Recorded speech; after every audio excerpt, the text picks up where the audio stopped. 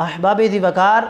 جب کوئی بندہ بیمار ہوتا ہے یا اس کو بخار ہو جائے، وہ طرح طرح کی باتیں کرتا ہے، مجھ پر مصیبتیں آ گئیں، میں تکلیفوں میں ہوں، میں بہت پریشان ہوں، میں دکھوں میں ہوں، وہ اس طرح کی باتیں کرتا ہے۔ آئیے سنیں اس بیماری کے بارے میں مصطفیٰ کریم آقا صلی اللہ علیہ وآلہ وسلم نے کیا ارشاد فرمایا۔ حضرت ابو سعید خدری رضی اللہ تعالی عنہ سے روایت ہے کہ حضور صلی اللہ علیہ وآلہ وسلم نے ارشاد فرمایا کہ مسلمان کو کوئی رنج، کوئی دکھ، کوئی تکلیف، کوئی مصیبت،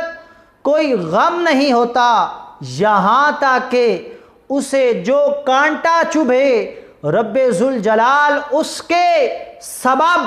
اس کی وجہ سے، اس کانٹے کی وجہ سے، اس بیماری کی وجہ سے رب ذوالجلال اس کے گناہوں کو مٹا دیتا ہے۔ اسی طرح حضرت عبداللہ بن مسعود رضی اللہ تعالی عنہ سے روایت ہے کہ حضور صلی اللہ علیہ وآلہ وسلم نے فرمایا کہ نہیں پہنچتی مسلمان کو اذیت مرض سے یا اس کے سوا کچھ اور، لیکن اللہ تعالیٰ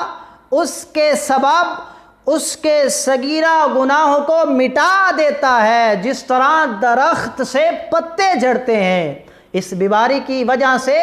رب ذوالجلال مسلمان کے جو صغیرہ گناہ ہیں اس طرح مٹا دیتا ہے جس طرح درخت سے پتے جھڑتے ہیں۔ آگے سنیے، حضرت ابو ہریرہ رضی اللہ تعالی عنہ سے روایت ہے، فرماتے ہیں کہ حضور صلی اللہ علیہ وآلہ وسلم کی بارگاہ میں بخار کا ذکر کیا گیا تو ایک شخص نے بخار کو برا کہا۔ حضور صلی اللہ علیہ وآلہ وسلم نے فرمایا کہ اس کو برا نہ کہو، بخار کو برا نہ کہو، اس لیے کہ مومن کے جو گناہ ہوتے ہیں، یہ بخار جو ہے مومن کو